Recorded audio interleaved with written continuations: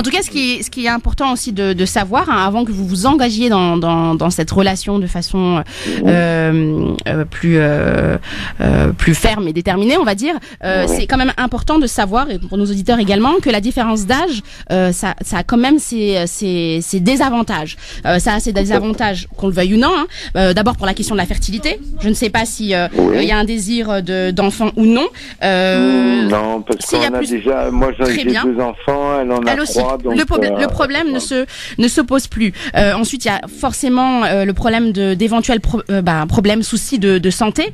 Bien sûr, oui. Il vaut mieux se préparer à cette idée psychologiquement très rapidement, puisque très souvent le plus jeune, c'est celui qui, qu'on le veuille ou non, c'est une réalité, hein, c'est ce que je constate moi aussi en cabinet, c'est que le plus jeune, il devient l'infirmier du plus âgé. Donc il faut pouvoir discuter tranquillement et simplement de ça, sans que ce soit un sujet tabou. Et puis il y a un autre souci, qu'on le veuille ou non, mais c'est pareil, tout se règle par la discussion, la communication. Il y a celui de la vie professionnelle. À un moment ou à un autre, le plus âgé, il est à la retraite. Le plus jeune ou la plus jeune, elle continue à être dans une vie active, donc forcément à être en contact avec d'autres personnes, à sortir, à faire des choses, à avoir des choses à raconter.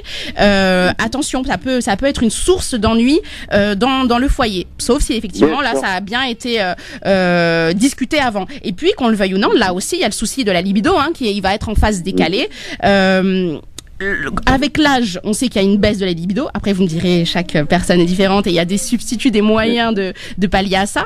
Mais il faut savoir que avec l'âge, on a de toute façon tendance à plus avoir le désir et l'envie d'être dans des relations intimes, mais plus de tendresse, voilà, de caresse. La libido fait que voilà, on est moins dans ça. Alors là, il s'avère que vous êtes l'homme et que donc elle est la femme. Les femmes sont très friandes de caresses et de tendresse, donc ça ne devrait pas, à mon sens, poser de problème. Eh ben voilà, William. Oui, allez-y. Oui. Tout ce que vous venez de me dire, en fait, on en a discuté longuement, c'est génialissime. Sur mon âge et éventuellement les maladies qui pourraient s'installer.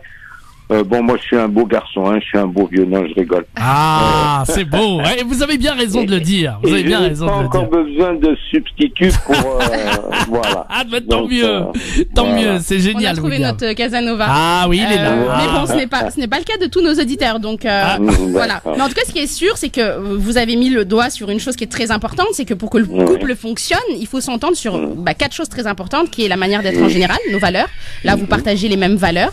Les couples mixtes partagent d'emblée normalement certaines valeurs fondamentales, hein, comme l'ouverture sur le monde. Je pense que c'est le cas de vous et de votre future épouse, le respect, mais que vous vous adaptez à la dimension spirituelle de l'un et de l'autre, c'est très important.